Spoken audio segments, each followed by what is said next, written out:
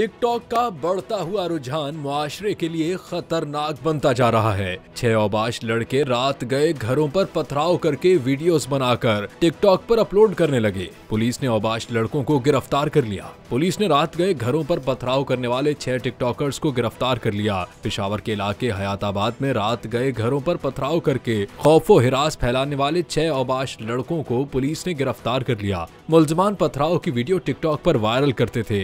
SP cantt Aitzaz Arif के मुताबिक मुल्जिमान हयाताबाद के पोश और कमर्शियल इलाकों में घरों पर पथराव करते और उसकी वीडियो सोशल मीडिया पर वायरल करते थे। पुलिस ने मुल्जिमान को गिरफ्तार करके उनसे तहरीरी मुआफीनामा लिया और वालिदैन की जमानत पर उन्हें रिहा कर दिया।